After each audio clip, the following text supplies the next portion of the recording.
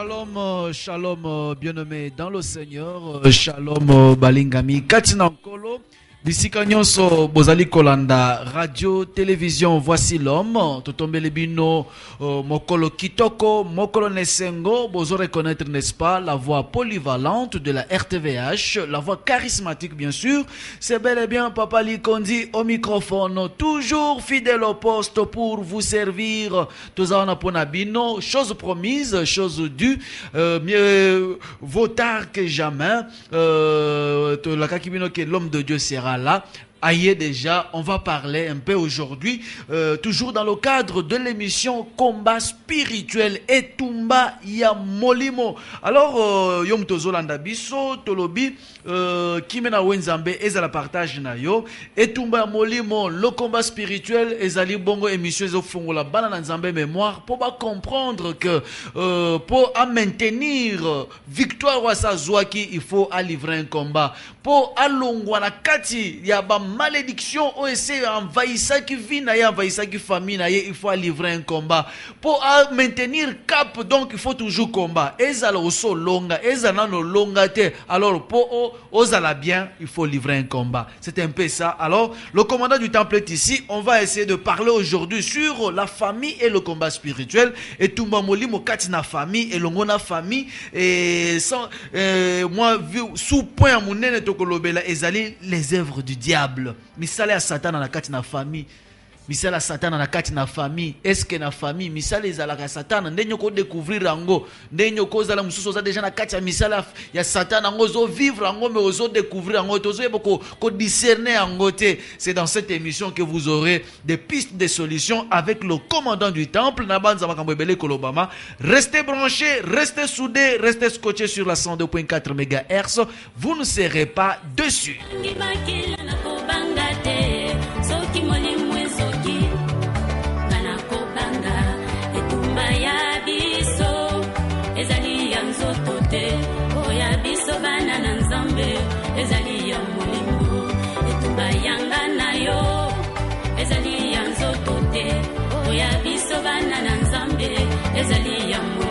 Et oui, c'est vrai, et tout malabiso eza nzotote, oyabiso bana nzambe eza ya molimo.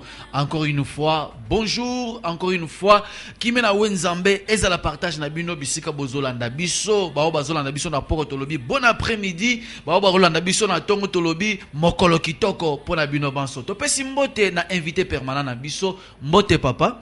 Mbote papa Likonzi. Mikolo ebele papa. Ah, ngai naza. Yo bengi ngai te na koyande ngeni.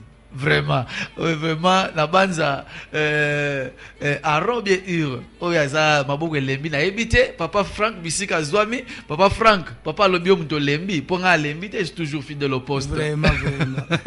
Voilà papa na lingi to mekana kolobela lelo etumba ya famille etumba ya molimo na kati na famille famille eza cellule de base oyo mutu abandelaka origine ya mutu. Mais comment est-ce que famille angope eko koma pe na bituma na kati eko koma pe remis ménage pour la évolution ya mutu? Papa naza d'abord na besoin oyeba que toute vie tire ses racines à partir d'une famille. Ça c'est vrai. C'est-à-dire que lelo nous sommes ce que nous sommes suite à une famille. Famille nde salaka ke mwana koma fazera na balabal. Famille nde salaka ke un jour papa Likonzi azala intellectuel. C'est pour ça que vous avez été encadré. C'est pour ça qu'il y a eu quand même battu volontaire autant que sur classe. Alors au moins ne peut les lois na balabal za voyou to condamné yete. Si aussi na ibandel. Mwana wana zo ipe chance ya battu ko futele classe ba encadré ye. Les ne pas cause la cadre. Donc vous allez comprendre que ko beba ya mutu to obonga ya mutu d'abord c'est la famille. Alors comme Satan a compris que tout va de la famille, Satan mena fande la famille na musisa wana. Bitumbe pele ya vie qui est fande la famille. Pourquoi? Parce que ba yebi que soko baby c'est le mutu na source, on réussir à venir nyoso mobimba. Alors c'est ce qui fait que ce qui va comprendre matière na bisote langage na bisote en ce qui concerne la famille, ils croiront peut-être que nous on est contre la famille. Ou bien soit que nous n'aimons pas la famille. Et pourtant, je suis pasteur, c'est vrai, mais j'ai aussi une famille. Et il m'arrive aussi, je ne peux pas dire que je suis Dieu à 100%, mais je viens aussi en aide assez de ma famille.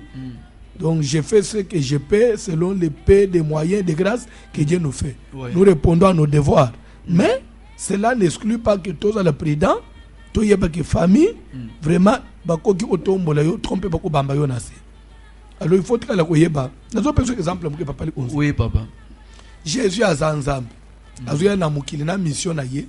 Satan a luki Jésus na banzele belé. D'abord, na ye bandira ministère na ye. Na 30 ans. Satan a kende uluka Jésus à la montagne. A tenté à piéger Babylone l'ingénieux. Après j'ai na ya 40 jours. Satan a koka ite. Satan luka Yesu na liwa à travers les scribes et les pharisiens. La Bible qui faisait des complots pour l'arrêter. Ils cherchaient comment et ils avaient peur de la foule. Donc même par autorité, quand ils voulaient mettre la main sur lui, ça peut créer le soulèvement. Parce que Jésus était un homme de foule. Jésus était très populaire. Jésus a sa côté qui n'a mis manabat. C'est difficile de l'avoir. Que faire? Retournons. Tout le monde c'est proche. C'est qu'ils soient avec lui nuit et jour. C'est comme ça qu'ils vont, bien aimés, travailler à partir de Judas. Et ils ont reçu, livré notre Seigneur Jésus. Alors c'est pour dire aux gens que faites très attention. Ce n'est pas en vain que Jésus fera cette déclaration. Il dit, chacun aura pour ennemi les gens de sa propre famille, sa propre maison. Ça veut dire quoi? Ça ne veut pas dire que Jésus voulait dire que notre ennemi c'est notre maison, non. Il voulait dire que le pire ennemi, le vrai ennemi, l'ennemi efficace, qui peut rouler quelqu'un, c'est celui qui vient de la famille. Nous avons un exemple en Bokanabiso, République démocratique du Congo. Oui. C'est vrai, nous vivons, peut vivre tant où nous sommes agressés peut-être par des voisins. Mais ce hôtel n'a pas ils mettent à la tête un Congolais. Pour bien colorer l'âge, pour donner raison à ce qu'ils veulent faire. C'est pour dire que ce que les talibans d'ailleurs, ils ont agressé, il faut mettre quelqu'un. Même papa Tabandu,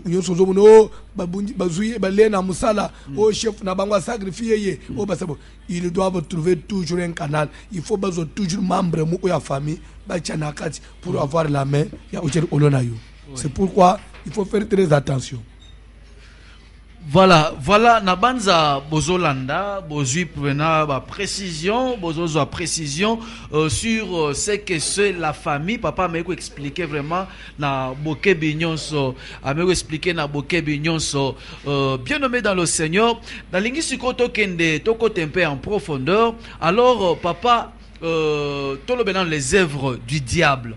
Comment connaître que famille ont déjà est infestée par les œuvres du diable? Découvrir en papa likonzi nazana nous a besoin autant que langai passage moko Genèse chapitre 38 bandana na premier verset. Genèse chapitre 38 à partir du premier verset totanga na kombo na Yesu Christo. Genèse 38 à partir du premier verset. À son temps là Judas s'éloigna de ses frères. C'est comme pour dire en français, Anthony, en ce temps-là. C'est comme pour dire à cette époque-là. Dans le moment, dans la période, parce que dans la période où Judas Salinini a se retiré dans la bande. Judas Zanan. Judas a 6e fils de Jacob. Oui. Jacob a bouti ban 12. Oui. Mais dans le moment, tout le monde est Judas.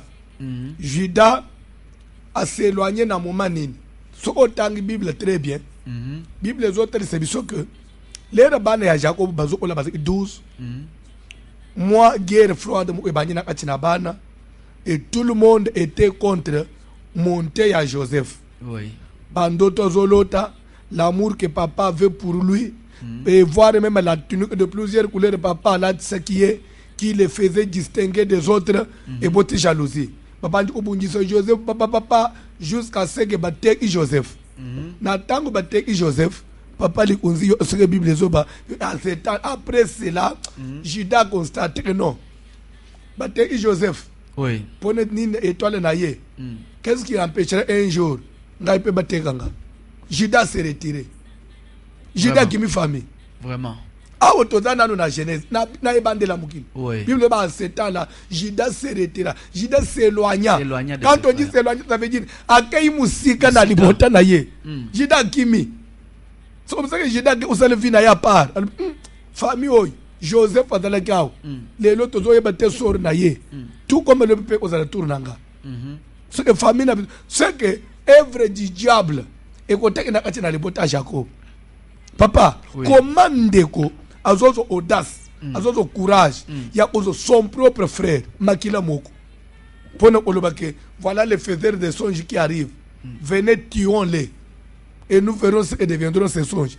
Pensez à Koboma. Bible ne ressemblait pas à Caïn qui était du malin et qui tua son frère. Comme pour dire que d'abord, pensez à Obama Mout. Ça ne peut venir que du diable.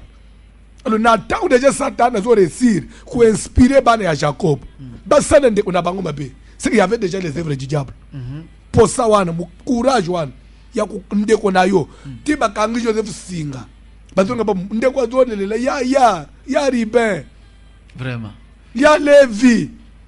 Kanga munoko. Okokuf. Baba ndiko beta. Bible zole bage mususo lobi no ti Ribin yeko yo omutema kamema ya mawo. Tozo bomele ye nini. To simba makile innocente. Si tel est le cas, tu vois qu'à la citerne.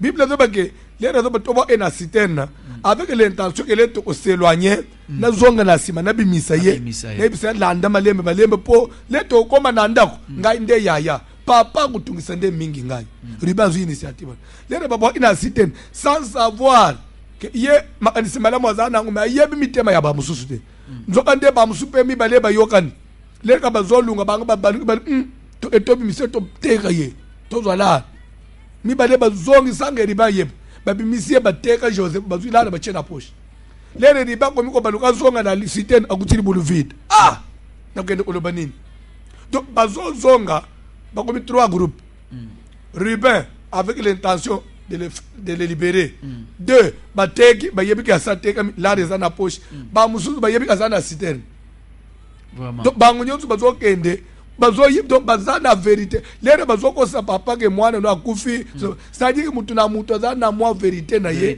mais bazoyi banate bakomi diviser tala liboto bien aimé famille boko de zo vivre na ndeko wezana atina yo yebite yo zo mona na miso esprit we yezo anime ye oyebi angote makanisa ko mina ko meme yakuboma yo atikana na mapangu na yo yebite oyebite makanisi mema komina ya koboma yo ari iperenda ku yo fanyi mutu ko yo tambula kanango bana no batelengana pourquoi ba yo ya yo bana batela ba condition be ba yo ya bazo souffrir akufanele ipere ba byo na bongo sevi ya bana nanga pourquoi lelo tozana ba procès tondani na ba tribunal nyoso ya inchas ba papa le ba tata mwasi bazo swana na bana ya défunt nde ona bango akufa bazo wela ba bien bazo wela héritage batapa ulutu batela mabaleke la bana wana mabe c'est la famille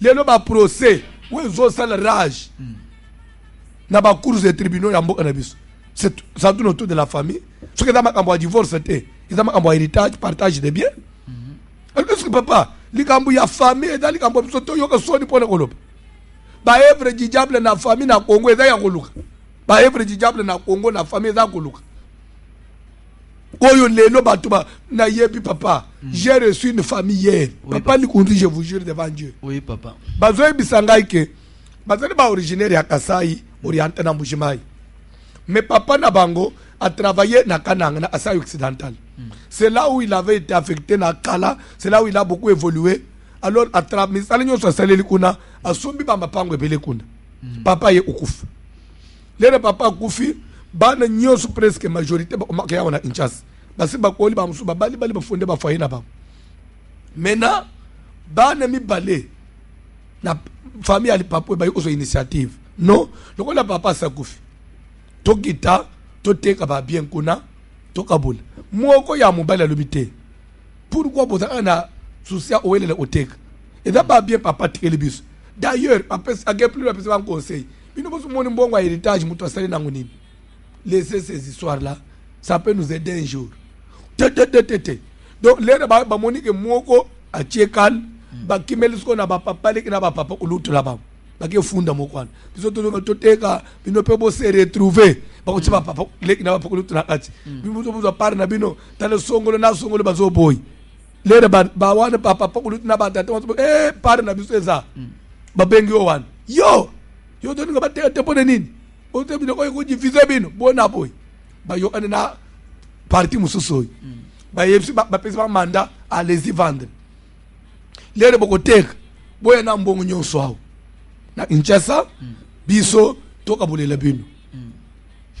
Wana papa leki batata mwasi yakini. Bawo bakei bateki ba bien nyonso. Oyo mususu ba boya kwana. Ba pesa vendre na bangote.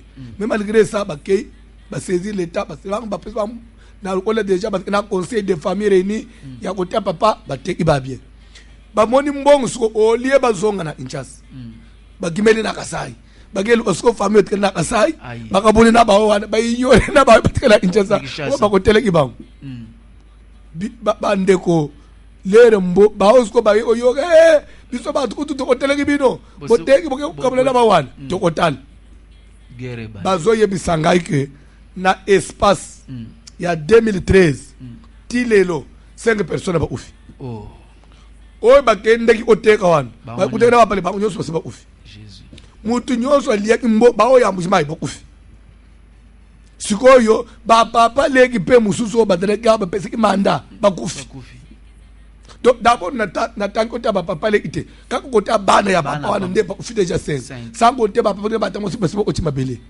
lera ba tel na 2015 ans bato ofimi balé mikolo na 2015 ans ne matanga si semaine passée ba batkele likamboy il faut toi arrêter sinon tu es toujours sur les bisognos nde basangani hier la grande famille ba omonanga voici le masala quelque chose ne bisi bango za baka na zo traiter mingi na tasi bango comment on doit faire pour éteindre le feu na talisi bango boy et loko esalemi oyo na bamboka na biso babenga kango seke dana mutu moko apelisi kapia kachota donc moto ya famille kapia kachota ezalaka moto afeza mutu moko asepeli tanke ba etendre ango te boko sila soki bino ba mikolo bosila elangi bana na bino c'est comme ça okuta ba famille sous décimé totalement déjà bake kususciter sorcellerie ba opposer oya Kinshasa ba opposer oya Kasai ba opposer ba papa na bana autour il y a bien. Tu connais Babiloko. Alors c'est pour vous dire que papa, nous sommes des Bantous, papa de Konzi. Ce que nous avons ignoré Makamboyo, les œuvres du diable sont manifestes. Na katia ba famille. Na katia ba famille. Ba liwa o yezo tele ba zo landan. Na dois besoin un petit exemple. Oui papa. Ce que tu as exemple à Job. Quelqu'un qui évoluait très bien. Avec tous les moyens. Papa, Job a sambela asela nzambe. Nzambe na Job a pambuliye. Nzambe ya Job tomboli Job. Job a vu quand même vu oyo yo nanga itozoluka nanu lelo. Job a réussi ça kiango. Bana ya Job, Bible zo ke tour à tour, bazo organiser ba fête baza à l'aise, ba kele la kele hôtel. Mais tala muto azo évoluer bien oyo. Comment Satan azo kende ko hôtel nzambe. Que pourquoi il faut te kande ngwana. Comment vous avez confiance à Raboui? Tu me payes un autre. Tu peux que la musique est solo bien, ils ont pas d'intérêt. Parce que tu peux être tu l'as. Donc, ça t'a donné sans ambe boy.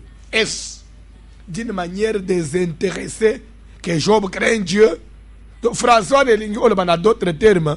Est-ce que c'est sans intérêt que Job craint Dieu? Vraiment. Donc Satan voulait faire voir à Dieu que si Job servait Dieu, craignait Dieu, c'est à cause de l'intérêt. L'intérêt c'est quoi? Ne l'as-tu pas béni? N'as-tu pas béni l'œuvre de ses mains? Ne l'as-tu pas protégé, lui et toute sa famille? Alors, si tu veux savoir si c'est sans intérêt ou pas, étends ta main. Touche un pas ce qui lui appartient. Alors, je suis sûr qu'il te maudit en face. Satan, moi, je suis sûr. Vraiment. Non, moi, je ne suis pas sûr. Mais moi, je suis sûr. Satan a Zab. Zambal, ok. En tout cas, moi, je ne suis pas sûr que Dieu va me maudire. Il y a le moi, je suis sûr qu'il va aller. Zambal, c'est ok. Les voilà. essaye papa les causes Oui, dans papa. un jour mutozo perdre des milliers de dollars mutozo lungwa à l'échelon supérieur azo tomber à l'échelon le plus bas. Job devient pauvre en un jour et pas seulement pauvre, il va perdre tous ses 10 enfants. Papa, Satan a zamuto anana yete. Satan a visité les botins à bateau. Bateau no batika la hôtel. Satan a visité ndaku ya mutu. Mutu ana tika la mutu lisusu. Satan a visité famille. Les lieux dans la famille Satan a visité. Ba famille bateau parce qu'on vivre bien, parce que peut-être dans quartier bazo banga bango. Mais na utune depuis maman na bino akota mabele depuis papa na bino akufa lelo bokoma na vie nini utuna ngai que les œuvres du diable mutoko yeba ngondenge nini mais teleka koma vie na bino basculer tu comprendre qu'il y a les œuvres du diable bon sur tel vie à Job il faut tourner que les œuvres du diable les andenge nini na vie à Job Vraiment. donc vie ka ndenga makambo baluki ya komona mamoyo na braza mamoyo ataka mutu munene mama oyo na ba relation mama azana lelo azana vie nini ndaku na ye nini amalongeza na ajanda so toto na les œuvres du diable andenge nini oyi déjà ozo vivre oyi eza les œuvres du diable mutu ana mituka na bandako lelo azo futela azo tambula makolo azo isika ofanda lelo azana hôpital amembonga ufuta hôpital ezate nana koyeba suna etam ndeko ya komi kaza mutu munene katambula ba pote ba mikila pote lelo azo kende usuka na village Vraiment. Vraiment. les œuvres du diable dans nos familles. Vraiment, papa, au exposé qui toko makasi, vraiment, et au sala pe nanzoto kolenga, et au bangisa, famille ango, tobimena kati, famille ango makambo boy. Mais alors, après avoir compris ça, après avoir décelé les œuvres du diable, qu'est-ce que nous allons faire? Mais il faut que nous ayons délivrance. Papa Job a baissé ma beauté. Malgré qu'il avait déjà tout perdu, voir même les enfants. Job avait persévéré dans le Kanzambe. Job a prié. Job a là. Qui non moi sinaïe mais papa, chéri. Jusqu'à quand vas-tu demeurer ferme dans ton intégrité? Quand tu as koufa ici là, Nzamba va décevoir yo. Yo tu baka kuluka ye. Est-ce que tu ne peux pas les maudire et mourir? Job répondra. Tu parles comme une femme insensée. Ngai Job, jamais n'a maudire Nzamba. Parce que je sais que mon rédempteur, même matin, les lois l'obité, puisqu'il va défendre mon innocence. Et souka na souka. Nzambe ya Job au télémaki. Nazana a besoin de battre l'andangai. Ce qu'il est l'autre côté bilokoyo. Ce n'est pas pour décourager les gens. Ce n'est pas pour que tombe le Satan et pour te battre Nzamba zama asitete. Dieu est tout puissant. Dieu est capable de délivrer. Mais Nzamba délivre quand? Lorsque la personne prend conscience, lorsque la personne se rend compte de sa situation, lorsque quelqu'un comprend source et habitumbanaye, et il se livre, il se donne, il se confie à Dieu, c'est alors que l'Éternel intervient. C'est lorsque la personne prend conscience et il cherche. Bible Zobaki, il y a eu une famine. 2 Samuel, chapitre 21, verset 1 à 3. Oui. Lisez-moi, papa. 2 Samuel. 2 Samuel. Oui. 21. Lisez-moi verset 1. Deuxième livre de Samuel. Du temps de David. À l'époque de David. Papa, oui, Bible, il faut que tu aies français à Bible. C'est comme on dit en ce temps-là, Judas s'éloignait de ses frères. C'est qu'il y a des époques critiques dans la vie à monde. Il y a des temps où ils ont fait ma réflexion. En ce temps-là. C'est-à-dire qu'il y a des critiques. Il y a pas parlé comme ça. Judas n'a moni pour bien vivre, pour évoluer bien. Je dois m'éloigner de mes frères. Tu comprends le passage à Judas. Oui, papa. Mais on peut pas dire temps de David. À l'époque de David, lisez la Bible. Du temps de David, il y eut une famine qui dura 3 ans. Nzala moko yaki. Nzala moko ekotaki na mboka. Pe umeli. 3 ans, ce n'est pas une mince affaire. Vraiment. 3 ans, ça veut dire 36 mois. Il y a pas tout le monde là, papa, jour pour jour. Une année à 365 jours.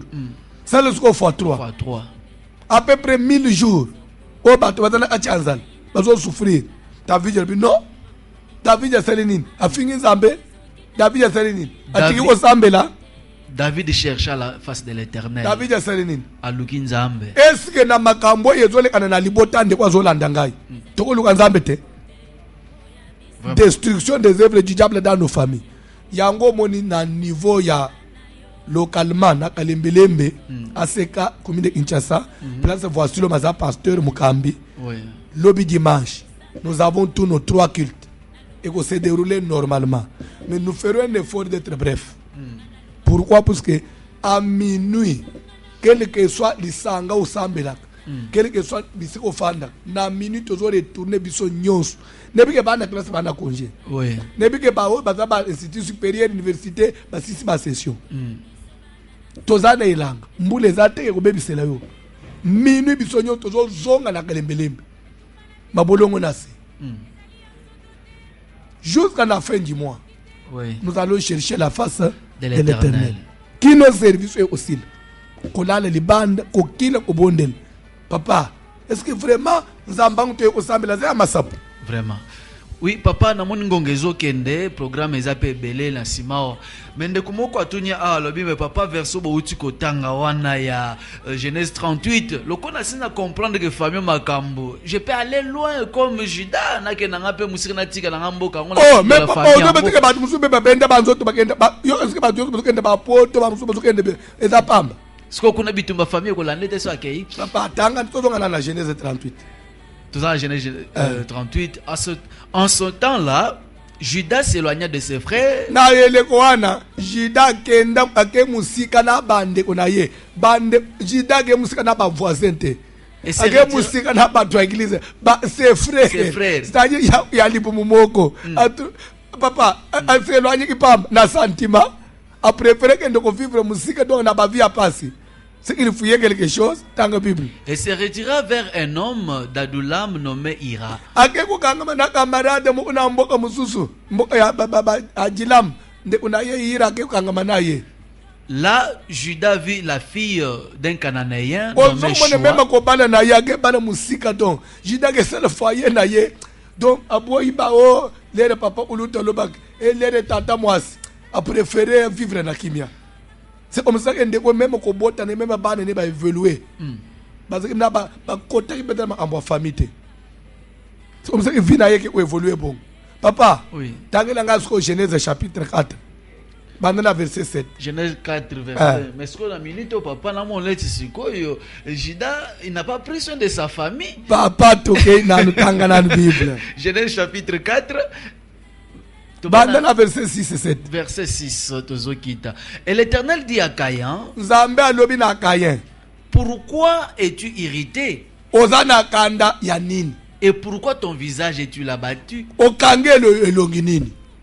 Certainement. Solo. Si tu agis bien, tu relèveras ton visage. En tout cas, et si tu agis mal, le péché se couche à la porte. Et tes désirs se portent vers toi. Mais toi, domine sur lui. Cependant, dans notre temps, dans l'entretemps, je crois que c'est ça le français. Ouais. Au même moment. Okay, papa. Cependant, Caïn adressa la parole à son frère Abel. Caïn attaqué. Adressa les attaques. Attaqué Ndekonaye Abel.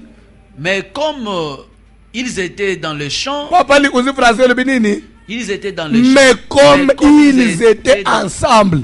Comme ils étaient tout près. Tokei. Caïn se jeta sur son frère Abel et le tua. Caïn a tombé le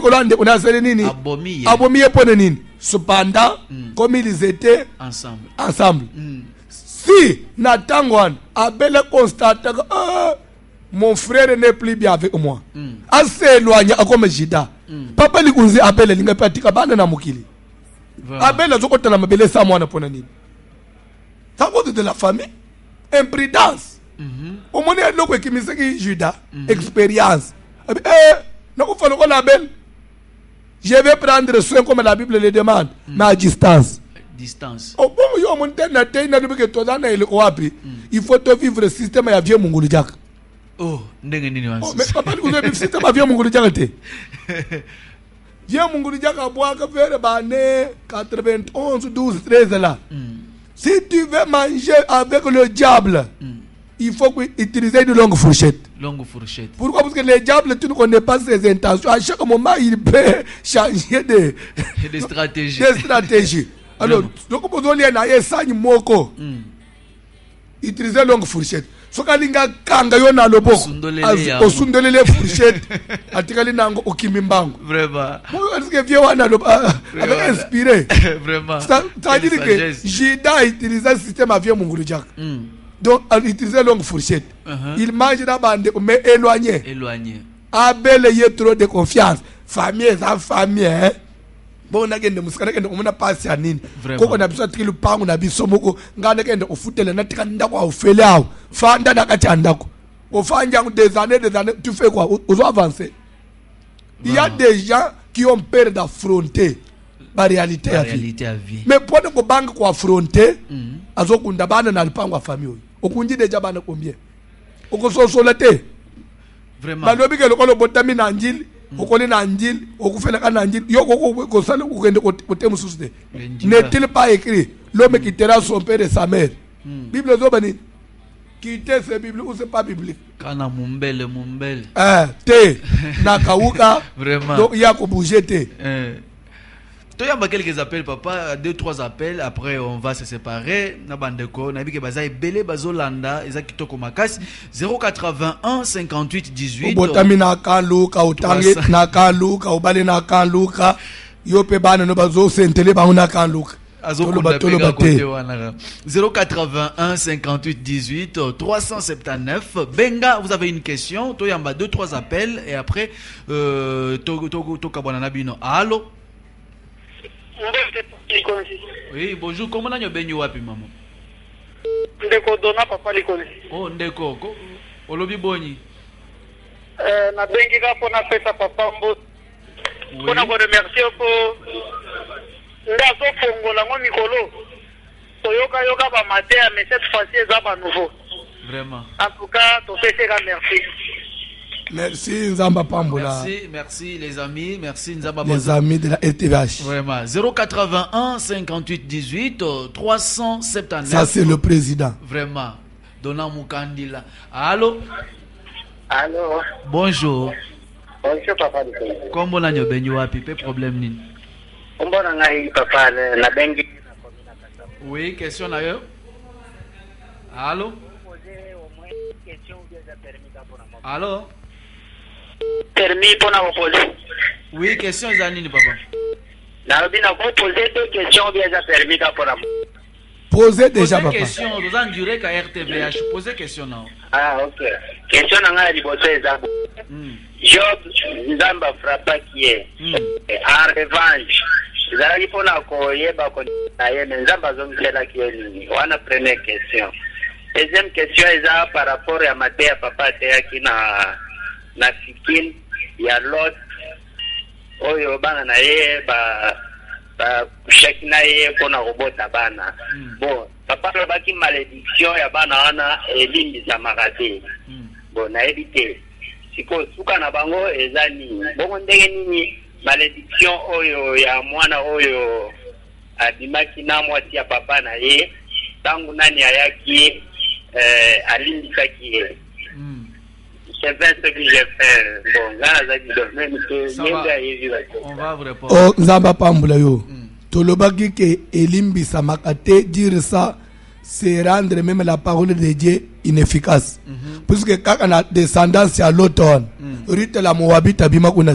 Alimbisa mawuno. Moi ba rescapé bazanga. Alimbisa mawuno. Pour me rite bimapona nini. Mais rite avait pris conscience. Avait pris conscience. Rite affronter réalité. Andima akanga manamu asimoko mubange. Ça me tenir contre avenir et bébé batemena amina Zambia mamoui. Papa, ça demande des sacrifices. Sacrifice. Voilà, donc la règle l'union c'est exception zangate même pas dans Zambie exception zangakité rue Tabima. Allô 081 58 18 379 081 58 18 379. Allô? Allô? Bonjour papa. Bonjour papa. Raison la mousse mémoire ndenge le bagala que non famille la kopola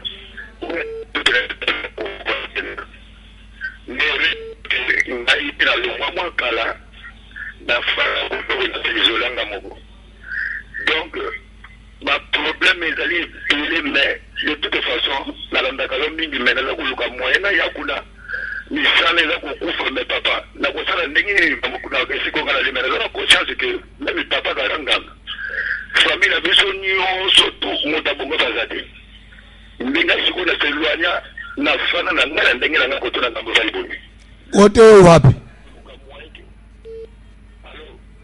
oseluanya wapi uzana mboka nini kana su vraiment te ndekwazolo bake ya sala système ya Juda a s'éloigner de ses frères pour accompagner depuis longtemps et famille za opola mais aluka tokutana mais les moyens ne permettent toujours pas. Allô? Oui. Allô papa vraiment nazo luka moyen na yakuna pour que na pour que ozana mboka nini ozana wapi?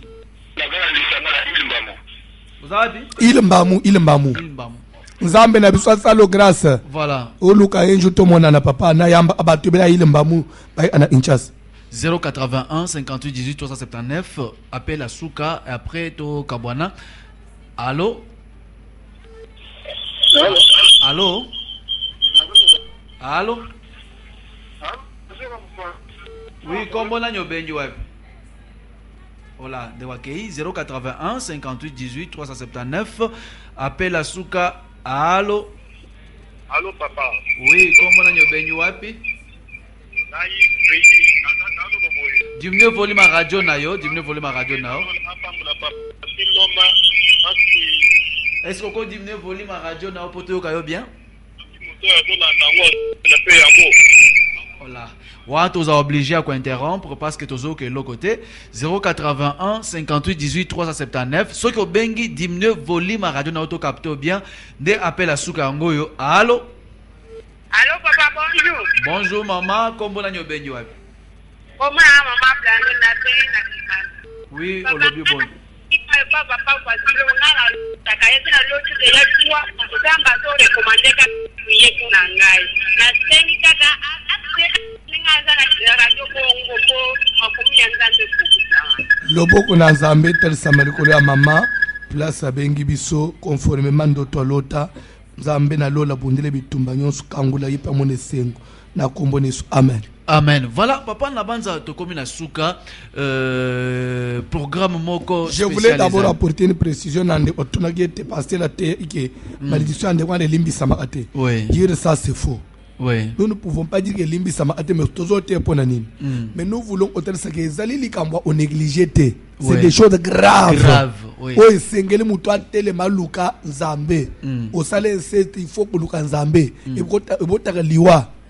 Ezama kambu ya mutwa asa zarde te ke na vie esaleme olobi ke esale le côté te c'est la mort totalisi na Bible tosi même na ndenga mukili ezama kambu ebomaka alors so esalema il faut oluka Nzambe hier de ces familles là esengeli batu nyonso batele liboke mobimba baluka basala Nzambe basale même délivrance na libota la bango bana lupango akoko batika so aluki Nzambe na ndenge na ye moko na mwa kwe moko boya binzamba za partout Nzamba yokaka Nzamba ko kamola. Ndeba ventilo tozomona. Vraiment. Ndeba ventilo tozomona parce que yo lingwe bisanga papa likonzike lere ribala amake mabe et que de tous les siècles était utana na Moïse ribala tika Nzambe il priait pour chercher Dieu tiba qui était en Égypte. Vraiment. C'est pas que bana na Nzambe parce que oluka pe Nzambe mais malédiction ezaka il a fallu quelqu'un mandaté il a fallu quelqu'un à trempe à Moïse. Voilà, tokomi na Souka ya tranche na biso ya lelo na ebité papa programme oyo eza une église ya communauté tout un programme sur la délivrance des malédictions familiales. Service à 30 jours ya communauté. Na kalembele mesiko oyo ebongisa mindenge nini? Tozo na enseignement ndenge tozo évoluer ensemble na ba assemblée na biso nyonso mais biso tozo ko tsko retraite à jeûne prière dimanche na butu to bande olala l'église tozo sambela na 20 midi na après-midi na ba prophétie délivrance. Nous voulons quand même que na service oyo to le beli trop famille papa likonzi to bika pe lobo na Nzambe Nzambe tel service nanu ya liwo na famille ko sa de tete pas yoy ekotele mate biso to kotela kana mukilonje to ekotika bato jamais to yebi nzambe pamba te nzambe to yebi photo to bénéficier na connaissance to zwe pa na nzambe. Voilà, to bénéficier na connaissance to zwe pa na nzambe mbela e pesami dimanche déjà na butu to bandi musala kolala pona kosa ezape na kolala te ngala bato zokende ko veiller. Ko lala te ko prier. Ko prier po biso wela bifunda bina kelala na église. Abina nakela la veiller na veiller bakenda olala te bakenda ne pona ko sambela bakenda ka veiller la kananda ulo bakenda ke ubondela na église donc na ke ko veiller na prière nakela la veiller te OK bakenda olala na veiller te bakenda ne ko veiller donc à partir de dimanche na butu tozokende veiller na Kalembelembe 72 to bandi déjà ko kota mozindo so comprendre même enseignement prière to bandi minuit oui ce qui to umeli to ke au-delà c'est 4 heures oui. Mais tu as aux environs de 3 heures quelque chose pour nous permettre à battre bazonga bandako basokola bakende misala. Voilà, nabanzo comprend déjà que sambela sala sambela. Voilà, que mon Dieu vous bénisse, que mon Dieu vous protège bisika nyonso bozolanda mais lokola mandat supérieur eza awende mutufa pambola biso nyonso na biso tozawa na studio papa azokende ko pambola biso. Tendre Père Céleste, encore une fois de plus, je viens te dire merci. Pambola mazambe na Israël pour na moma oy. Pambola ma pona elekutole ici na présence na yo. Pambola nde kunyo swala njibiso papa. Salete Matteo azolanda aider à comprendre. Bible zolobete si mon peuple est détruit, c'est faute de connaissance. Papa ayamba connaissance yo komema ye na bomoy. Na telemeli ba kidiba nyos. Sommeil spirituel, ba distraction, négligence. Na kachabana na nzambe. Des fois, yebi vérité, mais il est négligent. Na telemeli puissance wan. Il pas ignoso bazwami. Simba mitema na ba. Lobby tokutana na tongo na premier culte. Na deuxième culte, pe na troisième culte. Pe na butu toza le bele to bande service oy. Na conscience liboso na yo. Moko na moko ya pona kuluka nzambe. 2015 papa ezali année oyo to dédié ki ango pendant 15 jours et pas na yo na mois de janvier na tinete to mona quand même le contraire na auto mesana ko mona papa année 2015 kende supamba te telema nzambe munene telemelonga na basantu sunga moko na moko pambula la RTVH pambula basali nyonso RTVH pambula bandeko nyonso balangi biso na ba hôpitaux na ba mituka na ba bureau na esika musala na ba matanga na ba ndako na kombo na Jésus délivrance pese na moko ba malade bazo guérison bato batana ba problème bazo solution ceux qui ont besoin de la paix, qui manquent la paix du cœur, que tu leur donnes cette paix que le monde ne peut pas donner. Merci Seigneur pour la grâce que tu devais cesser nous. Merci Seigneur pour la journée de demain qui sera encore spéciale, pour le culte de demain qui sera encore spécial, pour la présence de ton peuple, même celui qui n'a jamais fréquenté Kalembelembe. Seigneur, je sais que demain, pas qu'on nyata, pas qu'on landa, pas qu'on vivre en live, pas qu'on soit béni. Amen. Amen. Voilà, merci. Nous sommes arrivés à la fin de cette émission. Nzambe apambola bino, akokela bino. Vous voulez contacter l'homme de Dieu au Kobenga na 099 99 15 784 099 99 15 784. Donc 049 099 99 15 784. Ceux qui ont bengi au Mutunanzamba koyamba yo, au fixer un rendez-vous, pourquoi pas à koyamba yo, à kosoana yo, pe à orienter yo pour ozwa solution à problème là yo. Botika la malam, botika la soudé, topes merci na mama Souka Georgine, oazwa vraiment libota mobimba branché sur 102.4 MHz, ça va te mboka Canada, Nzambe na lola aiba na kopambola, Nzambe na lola aiba na kokela bino, tokutani bongo prochainement, tolobi, ciao.